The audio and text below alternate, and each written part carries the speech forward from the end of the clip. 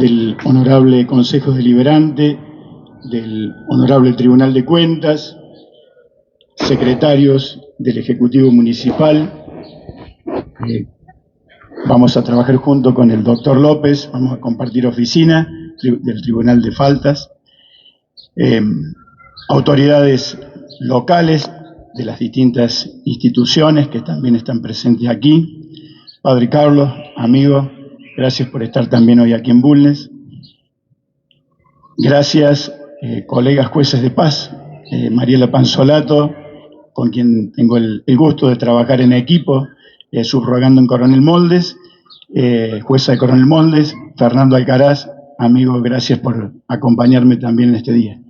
Y estaban invitados también todos los demás jueces de paz, pero un día domingo por la tarde es el día que normalmente quienes ejercemos esta función aprovechamos para estar en familia y también descansar un poco cuando no estamos de guardia, como lo está ahora Mariela Panzolato, quien me acompaña.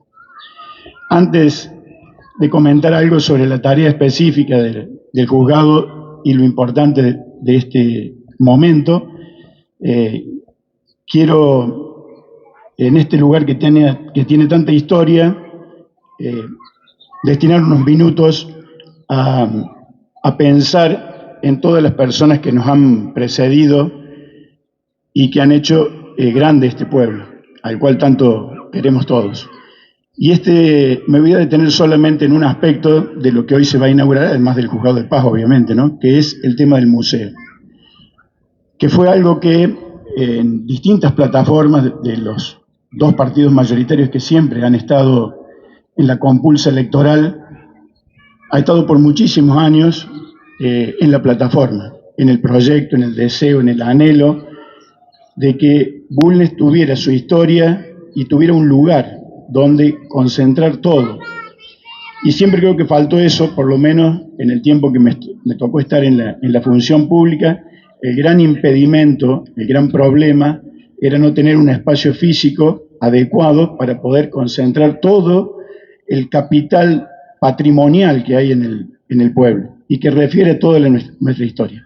El padre Carlos algo reflexionó sobre la historia de esta estación, de la casa del jefe de la estación, que hoy va a cumplir otras funciones, que ha cumplido funciones educativas en alguna etapa y ha sido por necesidad, porque todavía el colegio no tenía la infraestructura necesaria y era un colegio con albergue. Así que tanto este espacio como lo que era la vieja sociedad italiana, que todavía queda como pendiente para en algún momento refuncionalizar o poner en valor, fueron el albergue de muchos de los jóvenes que han pasado por las aulas del IPEM 244 Víctor Santiago Iraola. También ha cumplido funciones sociales, dando albergue a familias que lo necesitaron en algún momento por el déficit habitacional, que hoy la gestión municipal está llevando adelante para tener más casas y también dar solución a la gente que lo necesita. Y ahora viene a cumplir este rol también de la justicia de paz, que tiene un edificio público. En la historia, y donde fue leyendo Marcela, todos los jueces que me han precedido, al igual que me ha tocado a mí, o nos ha tocado en la policía, como en algunos lugares funciona el juzgado, o hemos puesto nuestros domicilios particulares para que allí funcione el juzgado de paz. Lo vivió la última jueza titular que tuvo este juzgado, que fue Tita Caredio, su esposo Norberto también, que prácticamente funcionaba en su casa. Me tocó a mí, cuando soy designado titular de este juzgado, poner a disposición la oficina que tenía en mi casa, porque obviamente no había en las dependencias municipales un espacio físico que pudiera albergar el juzgado de paz. Y agradezco a mi familia, porque en ese momento, digamos, tuvimos que hacer un esfuerzo, porque, para ser honestos, digamos, la oficina colindaba puerta de por medio con el comedor de nuestra casa, digamos. Y eso ni para mi familia era conveniente, y mucho menos para la gente que se allegaba al juzgado tratando de expresar algo particular o personal por lo que estaba atravesando y necesitaba tener privacidad e independencia. Por eso en su momento dispusimos hacer una ampliación en nuestro propio domicilio para tener esa independencia y privacidad que necesitaba la gente y que se merecía también mi familia. Llegamos entonces a esta instancia donde yo considero que es un paso intermedio. Había un compromiso del intendente en el discurso que hizo cuando inauguramos el edificio del juzgado que está en mi casa, digamos, de disponer de este lugar. Estaba en proyecto hace 6 años, han transcurrido y ha cumplido con su palabra y yo lo quiero agradecer públicamente. Y le digo que es un paso intermedio porque el juzgado no me pertenece, no es mío, no estaba bien que estuviera en mi casa, digamos, porque no es algo propio, digamos. Yo estoy de paso, como en estado de paso, otros jueces de paz, como acá tenemos a Iván Fernández, que ha estado también como juez de paz en un tramo de la historia de nuestro pueblo. Y obviamente cuando se inauguró el edificio de la policía, también el edificio nuevo, no había en ese lugar espacio para que funcionara el juzgado. Pero tampoco el juzgado es una dependencia municipal, por lo tanto, esto continúa y esta pelea por tener un edificio propio y por darle jerarquía a la institución del juzgado de paz continúa. Te comprometo, Rubén, sé que en esto me vas a poder acompañar y entender. Vamos a luchar como luchan todos los jueces de paz del departamento y de la provincia para que cada juzgado tenga su edificio público como corresponde, como lo tiene la ciudad de Coronel Moldes. San Pacho todavía no lo tiene, Suco no lo tiene. Entonces, hay una larga lucha por dar. Todavía hay 68 juzgados o más que no tienen juez de paz designado.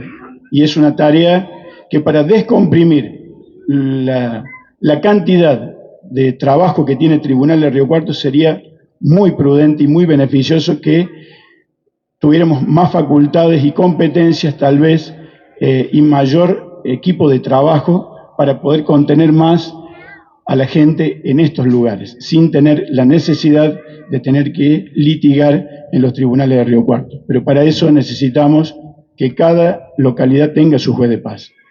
Hoy Mariela y Fernando se están haciendo cargo de manera conjunta del Juzgado de Paz de San Pacho.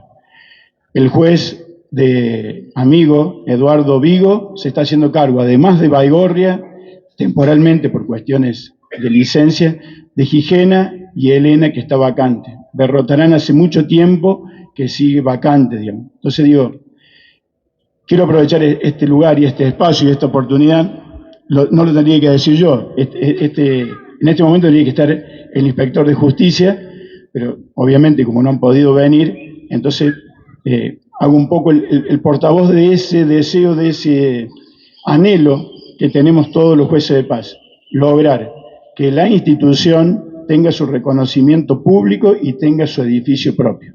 Así que vamos a seguir trabajando por eso. Y otra de las luchas que queremos dar en forma conjunta con los jueces de paz es lograr también nuestra estabilidad como jueces de paz, nuestra designación de manera definitiva. Quienes me han precedido, todos han sido en su momento designados por el Superior Tribunal de Justicia, pero en instancias muchas veces de las autoridades municipales con el acuerdo de legisladores partidarios y de gobernador de turno. En mi caso particular, soy el primero de los, junto con Fernando, Mariela, de los que hemos tenido que concursar para ocupar este cargo, que venimos desempeñando desde hace muchísimo tiempo y que queremos estar un poco al margen de todos los vaivenes políticos porque nuestra función debería estar mucho más allá de los movimientos partidarios que pueda haber o de la alternancia del poder que se va dando en las distintas ciudades o en las localidades. Así que esa es otra de las luchas que queremos compartir con ustedes, que estamos todos trabajando para ello y que queremos lograr, porque consideramos que es lo que corresponde. Y que en todo caso, si no desempeñamos bien nuestra tarea, si no cumplimos bien nuestra función, tengamos la posibilidad de ser removidos, como ha pasado no hace mucho, con un juez que no ha cumplido eficazmente con su labor. Yo doy gracias a Dios por estar en este lugar, doy gracias a Dios por este cargo al cual trato de honrar todos los días. La comunidad sabe que soy un servidor público, siempre he estado al servicio de la comunidad y lo seguiré estando, mientras el superior gobierno de la provincia así lo disponga, mientras ustedes consideren que estoy a la altura de las circunstancias y puedo cumplir bien con esta tarea. Y un gracias enorme a mi familia, a mis padres que me acompañan, a mi esposa que, bueno, es la que me sostiene, porque hay muchas cosas que ella sabe que yo no puedo decir, que debo reservar por respeto a mi trabajo, a la gente, y a veces, bueno, tiene que entender esas situaciones que yo tengo que absorber todo eso y no siempre lo puedo transmitir porque así lo exige la función. Gracias enorme, felicitaciones señor Intendente, porque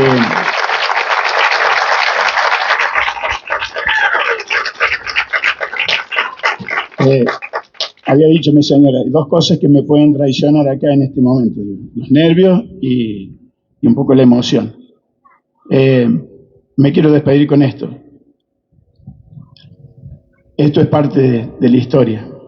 Esto tiene más años que muchísimos de nosotros. No creo que haya alguien aquí que tenga 96 años de edad. Se lo voy a leer porque de lejos, si no tienen anteojos, a mí me cuesta. Bulnes, 1927, número 81, y abajo dice Sulki. Obviamente va a haber que ahondar en la historia y Armando Vega nos podrá ayudar en esto. Yo creo interpretar de que seguramente en ese tiempo los sulkis se patentaban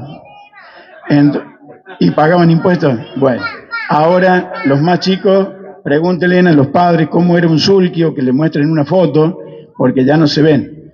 Pero bueno, eso es parte de nuestra historia y está muy bueno que tengamos este espacio. Me pongo a disposición para esa comisión porque es algo que siempre soñé y hoy se cumple. Intendente, reciba esto como un gesto.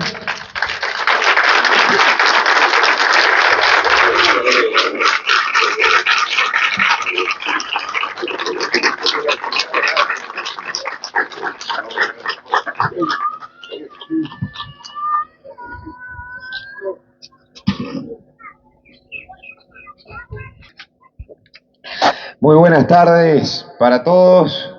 Gracias por acompañarnos en este día tan especial y tan importante para nuestro pueblo. Señores miembros del Honorable Consejo Deliberante y Honorable Tribunal de Cuentas, señores secretarios, señor juez de paz, señor juez de faltas, señores jueces de paz que nos visitan, querido Rubén, intendente electo, exintendentes, autoridades de las distintas instituciones del pueblo, vecinos, vecinas, medios de comunicación, personal municipal, a todos quienes nos acompañan. La verdad que este compromiso que por distintas vicisitudes se fue dilatando en el tiempo para poder llevarlo adelante, casi sobre la hora de culminar el mandato de la gestión, pudimos terminarlo. Con un esfuerzo muy grande de todo el equipo que me acompaña y del municipio, del pueblo, de los ciudadanos, porque fue principalmente con el aporte de sus impuestos de donde se dispuso los fondos para poder hacer esta intervención. Una inversión que supera los 45 millones de pesos, pero que si se le suman además las dos viviendas que hubo que construir para poder erradicar a las dos familias que estaban aquí usurpando, seguramente estemos arriba de los 70 millones de pesos. Y no hubo que construirlo, sino que era un edificio muy antiguo, sobre todo la parte original de la ex estación de ferrocarril, que si no es uno de los más viejos, el más viejo debe ser, que está en pie en nuestro pueblo. Imagínense la importancia que revestía esto para rescatar, defender, cuidar, proteger el patrimonio histórico, cultural, material de nuestra localidad. Bien lo decía José Luis, hubo varios que lo propusieron y demás, pero por distintos motivos no se podía llevar adelante tener nuestro museo, algo que rescate el patrimonio y para lo cual se va a conformar una comisión ad hoc, es decir, una comisión para ello, para determinar la muestra, porque si bien va a tener 3 salas grandes del edificio más antiguo que miran hacia el canal central de desagües, son 3 salas nada más y seguramente hay muy mucho, entonces no todo se va a poder exponer allí, se harán muestras temporarias también y el día de mañana cuando se disponga tal vez de un edificio más grande se pueda ir ampliando la muestra. Pero esa inversión no implicó solamente el rescate del patrimonio de este edificio que Bulnes se toma como fecha de creación 1906, tal vez en 1907, 1908 ya estaba habilitado y construido y empezaba a pasar el tren de cargas y el tren de pasajeros en ese tramo del ferrocarril VAP, B larga AP, Buenos Aires al Pacífico, que comunicaba Maquena con Zampacho, de capitales ingleses, y donde en este kilómetro donde pasaban las vías férreas se construía una estación, se marcaban los lotes del pueblo de 31 metros y medio de frente o 63 metros de frente por las mismas dimensiones, o 63 o 31 y medio de fondo. Por eso hoy los terrenos tienen el tamaño que tienen en Bulnes, la gran mayoría los que son originales y que después se fueron subdividiendo. Por eso la cuadra no tiene 100 metros de largo y tiene 127. Esa es la explicación. ¿Y quién lo hacía? La empresa Juan Teox, una empresa agrimensora y compañía de Zampacho que se encargaba de colonizar las tierras, vender los lotes, crear las manzanas, abrir las calles, dividir las manzanas en esos lotes con esas medidas en el caso de Bulnes. Y era el centro neurálgico de Colonia La Salteña, que eran estas 20.000 o un poquito más de 20.000 hectáreas de tierra, propiedad original cuando se corre la frontera de soberanía del Estado nacional y por lo tanto provincial en el sur de Córdoba, del río Cuarto, en paralelo a lo que hoy sería la ruta 8 al río Quinto, luego de esa famosa excursión a los indios ranqueles de Lucio Mansilla, que después escribe justamente la obra, y que estas tierras quedan a disposición del Estado provincial y se ponen en venta en la ciudad de Buenos Aires. ¿Quién las compra? El que fue presidente de la Nación, Nicolás Avellaneda.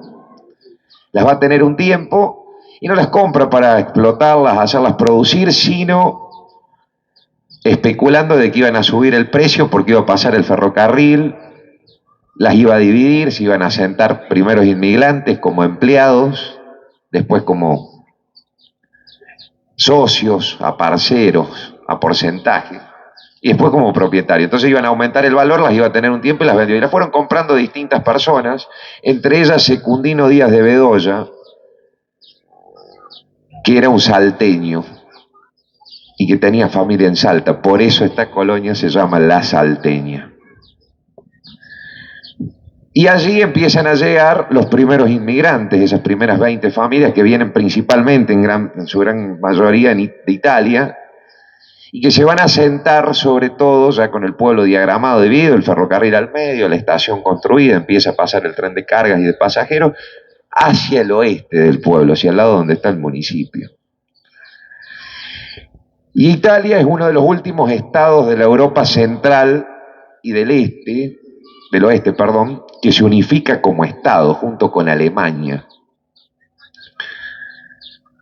En 1870, Francia, Inglaterra, Holanda, Bélgica, España, Portugal ya existían como tales.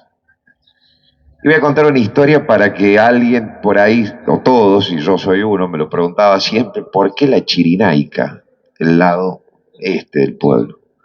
Y esto me lo contó un amigo, que no sé si estará hoy aquí presente, creo que no, Marito Macor, que el padre de él también fue funcionario en la municipalidad, ocupó muchos años, en la década del 40, 50, 60, el cargo de concejal, y entonces conocía de esto porque era hijo de inmigrantes que habían sido uno de los primeros pobladores de esta tierra. Entonces él decía que contaba que le decían la Chirinaica al otro lado porque eran los menos los que se asentaron de aquel lado. Los primeros pobladores se asentaron principalmente del lado donde está el municipio y no de aquel lado del ferrocarril. Y era la Chirinaica porque Italia, como es uno de los últimos estados que se unifica junto con Alemania, se dice que son los últimos estados que en ese momento, después de unificado, para tener importancia en el mundo había que tener colonias y salen a buscar tierras, pero resulta que las tierras ya las tenían todos los otros países que existían como estados y no reinos divididos anteriormente, en África y en América. En América ya se habían independizado a principios del siglo XIX. En África empiezan a independizarse los países que hoy conocemos, o básicamente como hoy conocemos, después de la Segunda Guerra Mundial. Entonces, en ese interín, entre 1870 se unifica Italia y España y Alemania. Y la Segunda Guerra Mundial pasan casi 70 años, 80 años, y estos países salen a buscar tierras para tener prestigio en el mundo. Daba prestigio, era lo que se ufanaba, lo que necesitaba toda potencia para hacer potencia, tener colonias. Y una de esas colonias que va a intentar conquistar sacándosela a otro país que ya la tenía en África, Italia, en el norte de África, era la Cirenaica. La Cirenaica era una parte del centro este del desierto del Sahara en África, si uno mira el mapa, lo que hoy sería parte de Egipto, Libia, Argelia, Túnez, norte de África contra el Mediterráneo. Y a eso los italianos, que lo trataban de conquistar, cuando venían acá, se acordaban de que algunos inclusive habían participado en esas guerras. Mi bisabuelo, por la parte paterna de la madre de mi papá, estuvo en esas guerras del norte de África y se vino justamente escapando de eso, lo mandaban como soldado que tenía que ir. Y a esa región del norte de África, ya desde la época de los romanos, se le decía la Cirenaica. Y entonces venían acá y como era una especie de colonia de aquel lado, le quedó el nombre de la Chirinaica, medio en el lunfardo, en la traducción. De ahí viene que al pueblo de aquel lado se le diga la Chirinaica, de Cirenaica trasladado al castellano. Espero haber sido claro y no haberme ido mucho por las ramas de la explicación, pero esa es la explicación. Yo la aprendí hace poco, no sé si hay alguno, por supuesto, mayor que yo acá y lo sabía de dónde venía, por qué se le decía la Chirinaica a aquel lado del pueblo. Uno aprende muchas veces algo que cuando menos se lo imagina, ¿no? Y no en la educación formal, sino con un amigo que se lo contaba. Al intervenir este espacio del ferrocarril, recuperando el espacio verde, recuperando los espacios públicos para el disfrute de los vecinos y vecinas, desde los más pequeños a los más grandes, con no solo la limpieza, sino la ciclovía, la Vía Blanca Nueva, el playón multideportivo, la plaza saludable en conjunto con el centro de jubilados, las ex oficinas municipales, ex casa del cambista, ex casa de la cultura, donde actualmente funciona el archivo municipal, las áreas municipales de bromatología y tránsito, creamos el área de bromatología. Y ahora esto que nos faltaba, el arreglo de la Plaza Presidente Perón, esto que nos faltaba que era este foro cívico-cultural municipal donde participaran, donde estuvieran áreas municipales que urgente necesitábamos y que tuviesen la funcionalidad adecuada, porque el municipio con el paso del tiempo fue asumiendo más funciones, pero el edificio quedó viejo, obsoleto, hay que modificarlo en forma urgente, no llegamos a hacerlo durante nuestra gestión, Rubén se ha comprometido a que sí, así va a ser, pero para los talleres municipales, culturales y de oficios, para actividades, para recibir algún funcionario. Había que muchas veces acudir a otras instituciones que tan gentilmente, como el Club San Lorenzo, como la escuela secundaria, siempre nos la cedían, pero que no era el hecho. Queríamos tener lo propio, queríamos tener lo nuestro, y que cada vez que el pueblo lo necesitara, estuviese a disposición. Se rescató el patrimonio, se creó el museo, las salas, se va a conformar una comisión para eso, para determinar la muestra. Se creó un Zoom para dictar charlas, conferencias, capacitaciones, para hacer reuniones, para que el ballet municipal pueda ensayar, practicar, por ejemplo, aquí el ballet de folclore y cualquier otro taller que esté vinculado.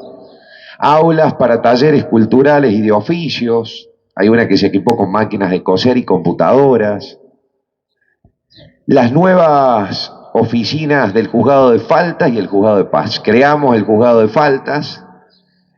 Cuando Marcela leía la acordada del Tribunal Superior de Justicia por la nueva locación del juzgado de paz, hacía referencia a esto, ¿no?, de amigable componedor. Cuando hay un conflicto entre el municipio y algún vecino, entre los vecinos mismos, antes tenía que salir el intendente, algún secretario, a resolverlo. Y por ahí uno no tenía la formación y las herramientas y el marco legal local para hacerlo.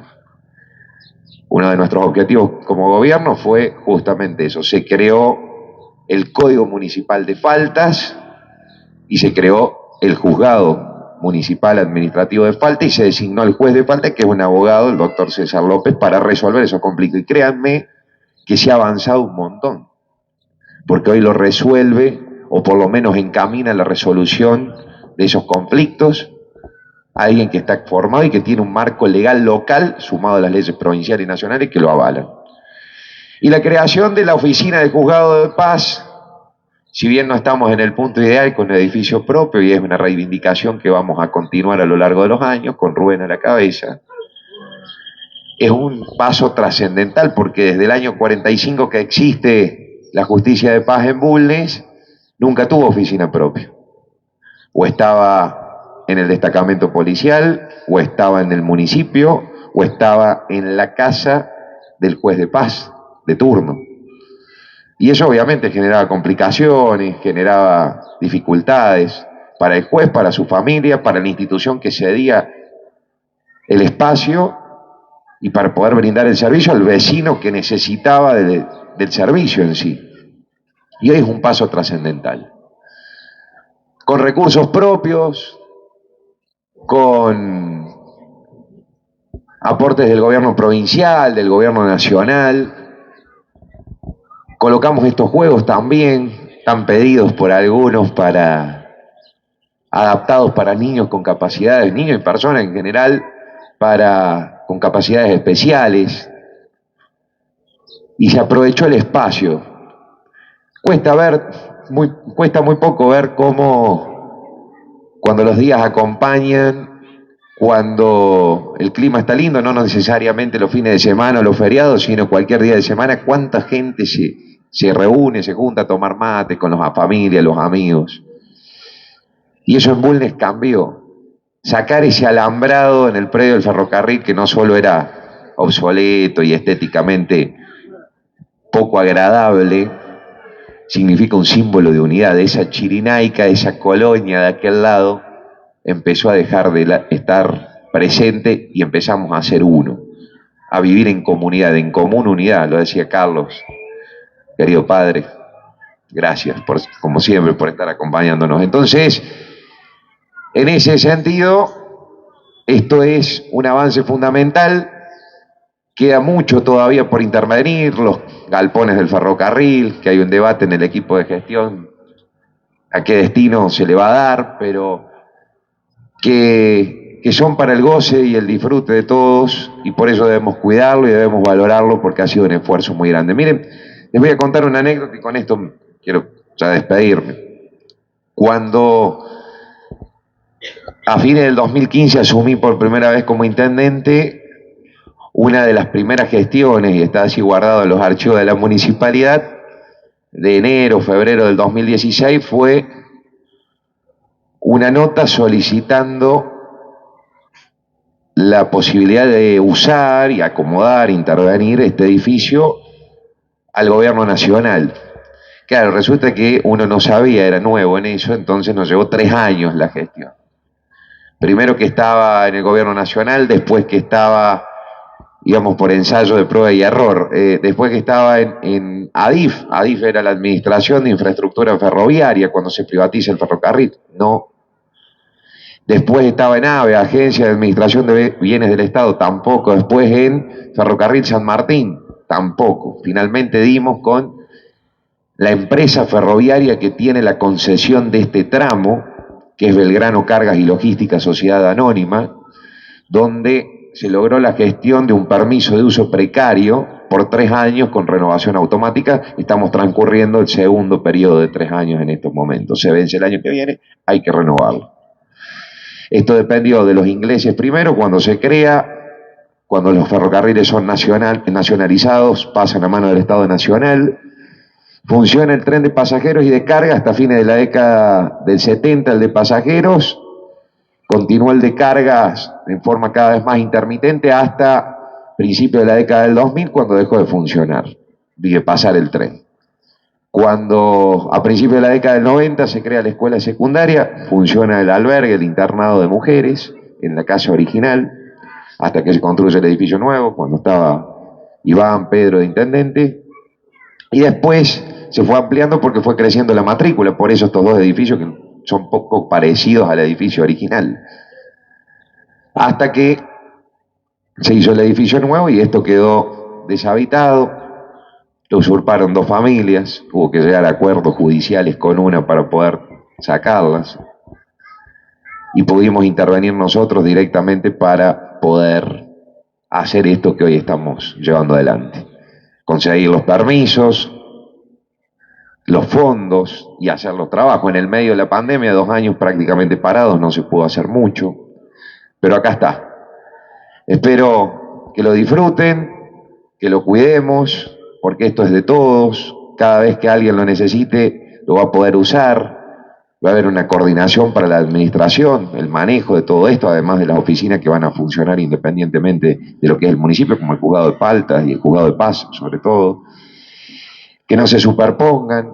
La posibilidad de dictar talleres y las firmas de convenio con otras instituciones, como la Universidad Nacional de Río Cuarto, la Universidad Nacional de Córdoba, y tantas otras actividades que muchas veces no pudimos llevar adelante, o bien no se pudieron hacer de la forma, en el tiempo y como uno quisiera, porque no contábamos con las instalaciones, el edificio adecuado. Así que felicitaciones al pueblo de Bulnes, gracias por acompañarnos, y gracias y felicitaciones a todos quienes trabajaron para que esto quedara muy lindo y todos lo pudiésemos usar. Muy buenas tardes y bueno, ahora ya cuando quede habilitado vamos a conocerlo. Muchas gracias.